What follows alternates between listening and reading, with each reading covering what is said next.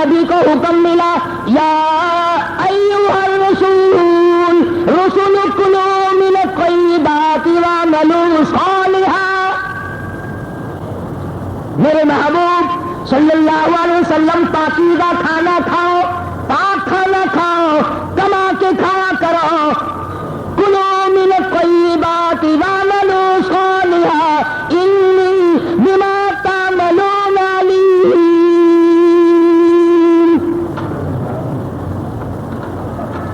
سب سے اچھا عمل، سب سے اچھی کرتوت، سب سے اچھا کردار وہ ہے کہ آدمی کے حلق میں لقمہ حلال کا جائے۔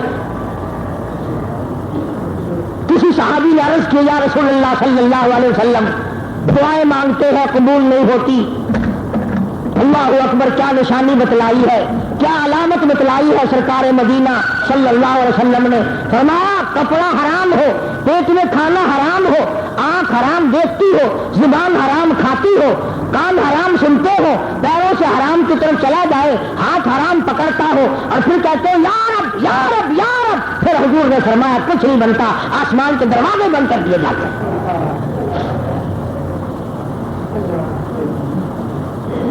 یہ وہ لوگ تھے کہ جنہوں نے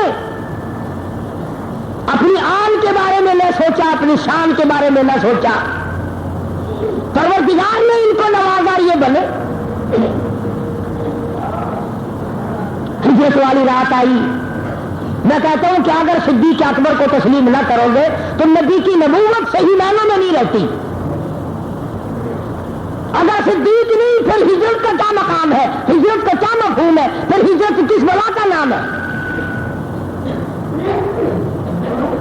مدنی کریم صلی اللہ تعالی علیہ وسلم اپنے گھر مبارک میں، حجرے مبارک میں، مشرکین مکہ میں، دشمنوں نے نبی صلی اللہ علیہ وسلم کے قتل کا منصوبہ بنا لیا، قتل کریں گے آج رات۔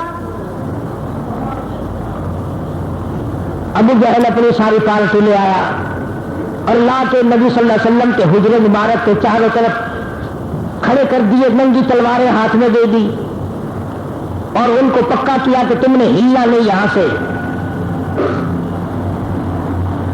اللہ غنی، ایسے وقت میں جب کہ چاروں طرف مشرکین مکہ تلواریں لیے کھڑے تھے، حضرت محمد رسول اللہ صلی اللہ علیہ وسلم کو اللہ پاک نے حکم دیا میرے محبوب چلو نکلو، آج ہجرت کر جاؤ مکے پاک سے۔ عرض کیا الہ العالمین، کل مجھے حکم دے دیا ہوتا میں نکل جاتا، پرسوں مجھے حکم دیا ہوتا، چوتھ مجھے حکم مل جاتا میں نکل جاتا، آج تو یہ چاروں طرف تلواریں لیے کھڑے ہیں، آج میں کیسے نکلوں؟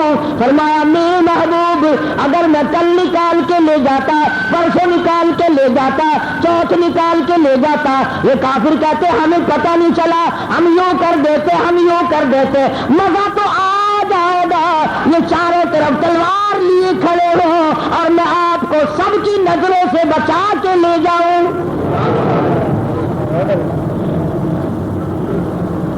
میری خدائی کا پتہ تو جبھی چلے گا کہ میں کتنے قدرت والا ہوں، کتنا طاقت والا ہوں، کتنا حکمتوں والا ہوں، میں کس طرح کا خالق اور مالک ہوں، آج ہی تو لطف آئے گا۔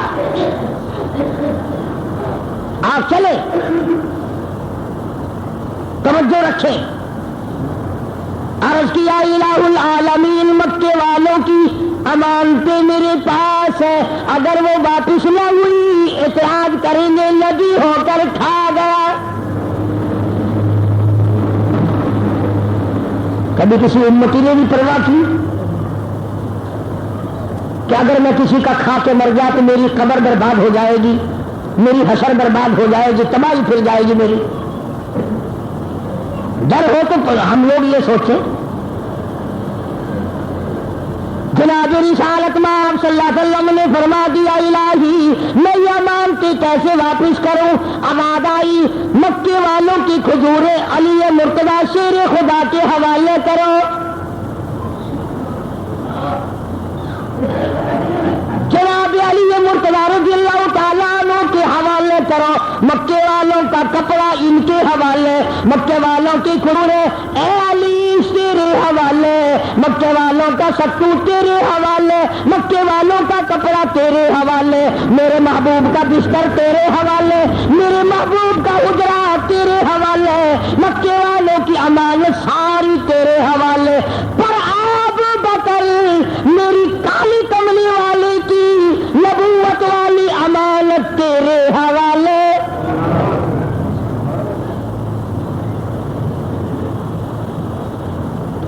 ساری مکے والوں کی امانتوں تک، حضور کریم صلی اللہ علیہ وسلم کے بستر تک، علی مرتضیٰ کے حوالے۔ کوئی مذاق تو نہ تھا اس رات کو بستر پہ سونا، خطرے سے خالی نہیں۔ جس نبی کو نعوذ باللہ وہ قتل کرنے کے ڈرتا ہے، اس بستر پہ کون سو سکتا ہے؟ یہ شیر خدا کا جگر تھا، گردہ تھا، اتنا بڑا بہادر جوان نبی کریم صلی اللہ علیہ وسلم کے بستر پہ سویا۔ اب اگر آپ کو نیند نہیں آ رہی تو ایک باریک سے نقطہ اور بتاؤں، سمجھو گے تو مزہ آئے گا۔ سارا جہان کہتا ہے، کتابوں میں بھی آپ نے پڑھا ہوگا، ہم بھی ہر سال بتاتے ہیں کہ حضور کے بستر پہ کون سویا؟ علی مرتضیٰ رضی اللہ۔ حضور کے بستر پہ کون سویا؟ شیر خدا علی مرتضیٰ۔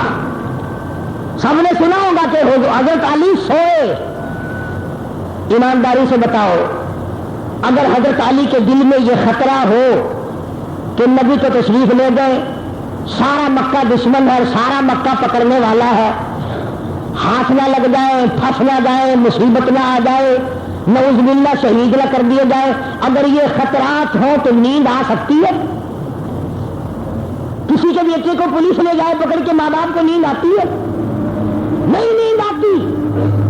تو یہ جو لفظ ہے کہ حضرت علی کو نیند آ گئی، یہ نیند آنا یہ خود اس بات پہ دلالت کرتا ہے، حضرت علی کا سونا اس بات پہ دلالت کرتا ہے کہ آج وہ خطرناک رات ہے، آج وہ رات ہے کہ سارا مکہ حضور کا دشمن ہے، کہ حضرت علی کے ساتھ، حضرت نبی کریم صلی اللہ علیہ وسلم کے ساتھ اگر کوئی بھی ہوتا تو اندیشہ تھا، خطرہ تھا، فکر تھا، پریشانی تھی، میں بھی ہوتا پھر بھی پریشانی تھی، چونکہ ساتھ ابو بکر کا ہے لہذا کوئی پریشانی نہیں، علی کو بھی نیند آ گئی۔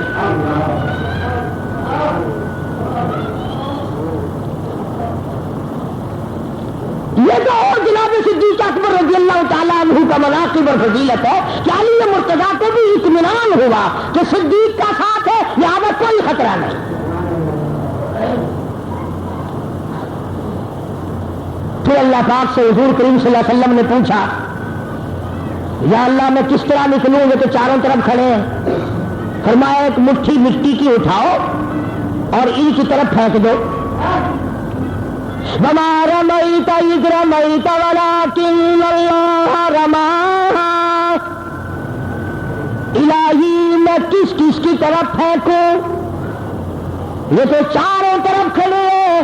فرمایا ہاتھ تیرا ہوگا، قدرت میری کام کرے گی، مجھے اپنی کبریائی کی قسم آپ پھینک دے، ہوا میری غلام ہے، چاروں طرف کھڑے ہونے والوں کی آنکھوں میں میں پہنچا دوں گا۔ سب کی آنکھوں میں مٹی پڑ گئی اور کئیوں کو تو ایسی پڑی کہ آج تک نہیں نکلی۔ بس اللہ پاک نے کام لینا تھا نا۔ برابر والا کہنے لگا برابر والے کو کہ میری آنکھ میں مٹی پھینک دی۔ وہ کہنے لگا ٹھیک ہے، میری آنکھ میں خود پھینک کر اور پھر بکواس شروع کر دی۔ تلواریں تو دی پھینک، چاروں طرف ہو رہی ہے کبڈی کبڈی، لگ گئے آپس میں ایک دوسرے کی پالش مالش کرنے۔ ابو جہل آیا چیک کرنے کے لیے تو وہاں کے دیکھا حجرے کے چاروں طرف کبڈی کبڈی ہو رہی ہے۔ ابو جہل کہنے لگا بدبخت ہو تم نے تو میرے خیال میں کام کھو دیا، یہ کیا شروع کر دیا تم نے؟ انہوں نے کہا جی چودھری صاحب اس نے میری آنکھ میں مٹی پھینکی۔ کہنے لگا نہیں جی لات کی قسم اس نے پھینکی ہے۔ دوسرا کہنے لگا نہیں جی منات کی قسم اس نے پھینکی ہے۔ تیسرا کہنے لگا جی عزا کی قسم اس نے پھینکی ہے۔ ابو جہل بڑا سیاح تھا، کہنے لگا ٹھیک ہے، کسی نے بھی نہیں پھینکی، پھینکنے والا پھینک گیا، کسی نے نہیں پھینکی۔ بستر پہ دیکھا تو شیر خدا مل گئے۔ پروردگار عالم کے حبیب لبیب حضرت محمد کریم صلی اللہ تعالی علیہ وسلم نے پوچھا الہی میں اب یہاں سے نکل کر کدھر کہاں؟ آواز آئی میرے صدیق بلال تیرے دروازے پہ آیا، سہیل تیرے دروازے پہ آیا، ابو ذر غفاری تیرے دروازے پہ آیا، سلمان فارسی تیرے دروازے پہ آیا، زبیر تیرے دروازے پہ آیا، طلحہ تیرے دروازے پہ آیا، عبد الرحمن ابن عوف تیرے دروازے پہ آیا، تمام صحابہ چل کر تیرے دروازے پہ آئے۔ آج ہجرت والی رات ہے، آپ صدیق کے دروازے پہ تشریف لے جائیں تاکہ دنیا کو پتہ چل جائے صدیق اکبر کا مقام کیا ہے۔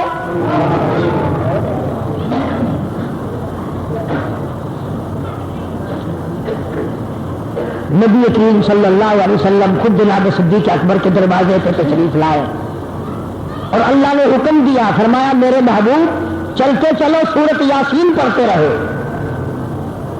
پتہ چلا کہ سورت یاسین جو ہے وہ دشمن پہ غلبہ پانے کے لیے بہت بڑا ہتھیار ہے، مگر آج کل ہمارے مسلمان پتہ ہے سورت یاسین کو کہاں استعمال کرتے ہیں؟ انہوں نے کہا بھی تمہارے بابا کا کیا حال ہے؟ کہ جی بس بڑی تکلیف ہے کئی دن سے کہ سورت یاسین پڑھوا دینی تھی کام بن جاتا۔ یعنی لوگوں کا مسلمان مرد عورتوں کا یہ عقیدہ ہے کہ سورت یاسین جو ہے یہ مرنے کی گولی ہے۔ انہوں نے بھی کئی یاسین پڑھوا چکے ہیں اب تک مرا ہی نہیں۔ اللہ نے سورت اتاری دشمنوں کی حفاظت کے لیے اور ہم اسے موت کا ذریعہ بنا رہے ہیں۔ میں یہ نہیں کہتا کہ سورت یاسین نہ سنایا کرو، ثواب ملے گا، مگر یہ تو عقیدے کے خلاف ہے نا کہ تم نے سورت یاسین کو مرنے کی گولی سمجھا ہوا۔ سرکار مدینہ صلی اللہ تعالی علیہ وسلم جناب ابو بکر صدیق رضی اللہ تعالیٰ عنہ کے دروازے پہ تشریف لے آئے، دستک دی، اندر سے پوچھا کون ہے؟ میں دکل باب، کس نے دروازے کو کھٹکھٹایا؟ جواب ملا انا محمد رسول اللہ صلی اللہ علیہ وسلم۔ ہائے صدیق اکبر ننگے پیر ننگے سر یوں گیتا پڑھتا بھاگا ہوا آیا۔ میرے آقا اندھیرے میں تکلیف فرمائی، آدھی رات کا وقت ہے، آپ تشریف لائے، مجھے بلوا لیا ہوتا میں حاضر خدمت ہو جاتا۔ فرمایا ابو بکر میں خود نہیں آیا، خدا نے مجھے بھیجا۔ فرمایا ابو بکر ایک اور نقطے کی بات عرض کروں، نیند دور کر کے سننا۔ حضور کریم صلی اللہ علیہ وسلم نے فرمایا ابو بکر تو ایسا بھاگ کے آیا جیسے جاگ رہا ہو۔ دیکھو نا، کنڈی کھڑکاؤ، گھنٹی بجاؤ، آدمی جاگتا ہے، اٹھتا ہے، منہ پہ ہاتھ پھیرتا ہے، کپڑا اتارتا ہے، آہستہ آہستہ آتا ہے۔ تو حضور کریم صلی اللہ علیہ وسلم نے فرمایا ابو بکر تو ایسا اٹھ کے آیا جیسے پہلے سے جاگ رہا ہو۔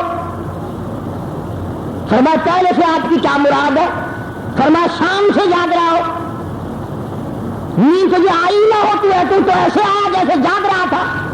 عرض کیا آقا جب سے آپ نے فرمایا تھا کہ ہجرت والی رات آئے گی میں تجھے ساتھ لے کے چلوں گا، کئی سال گزر چکے، اس انتظار میں رات کو نیند کبھی آئی ہی نہیں۔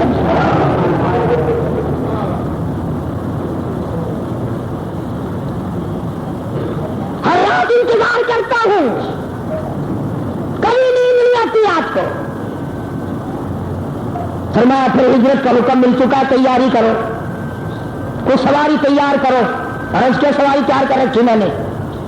فرمایا کوئی گھوڑا، کوئی خچر، کوئی اونٹ نظر تو آتا نہیں۔ صدیق اکبر نے اپنی پشت پر ہاتھ رکھا اور عرض کیا میرے آقا جب تک ابو بکر زندہ ہے میں آپ کی سواری ہوں، آپ میرے ساتھ سوار ہیں۔ تو آپ نے تو یہ نہیں فرمایا کہ تو مجھے کیسے اٹھا کے لے جائے گا۔ صدیق اکبر کے گھر سے ناشتہ تیار کرایا گیا، ساتھ لے جانے کے لیے کھانا ناشتہ تیار کیا گیا رات کو۔ اور جب وہ باندھنے کے لیے، وہ کھانا باندھنے کے لیے کوئی کپڑا نہ تھا کہ آج کل کا زمانہ تو نہیں تھا ٹرک بھرے ہوئے رکھے رہے، بکسے بھرے ہوئے، جب باندھنے کے لیے کچھ نہ ملا ابو بکر صدیق کی لفظ جگر سیدہ اسماء نے اپنا دوپٹہ پاڑ کر آگے میں باندھ دیا.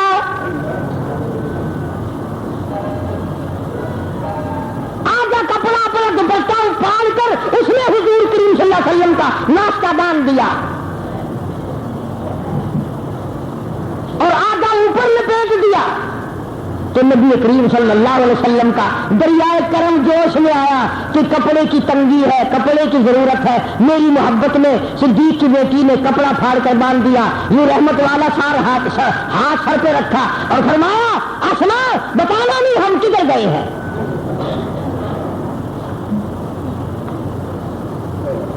نبی کو صدیق کی بیٹی پہ بھی یقین ہے.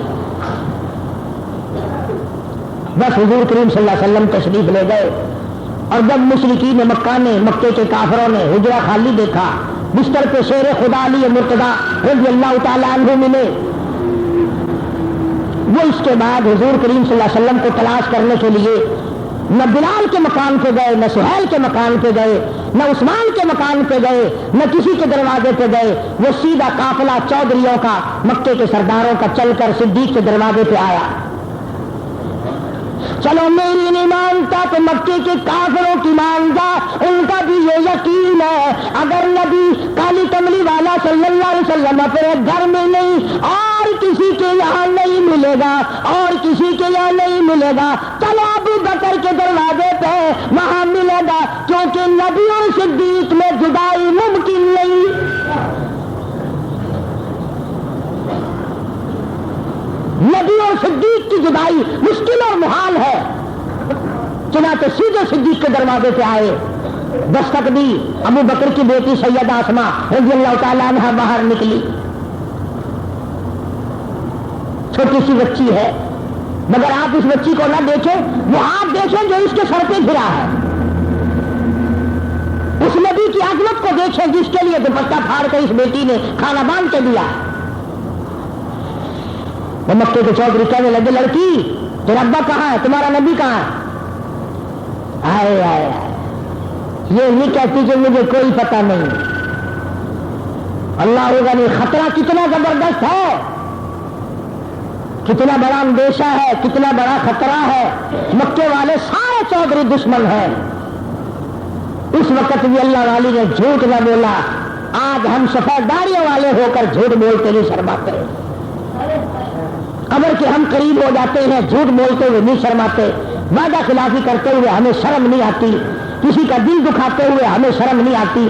کسی کا پیچھ پیچھ سے بیٹھ کر نقصان کرتے ہوئے ہمیں شرم نہیں آتی. ابو بکر کی بیٹی مبارک ہو,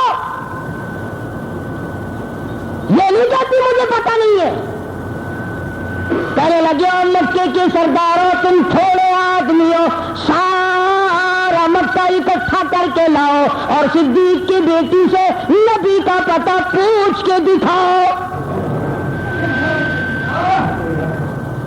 چیلنج کر دیا, اعلان کر دیا, مقابلے میں سارا مکہ لاؤ, بڑے بڑے بہادروں کو لاؤ اور صدیق کی بیٹی سے کالی کملی والے صلی اللہ علیہ وسلم کا پتہ تو پوچھ کے دکھاؤ. چنانچہ ابو جہل آگے بڑھا, اتبا آگے بڑھا, اتیبہ آگے بڑھا, اور ابو جہل نے اللہ غنی ابھی تھوڑی سی دیر پہلے جن بالوں پہ رحمت للعالمین کا رحمت والا ہاتھ پھرا تھا,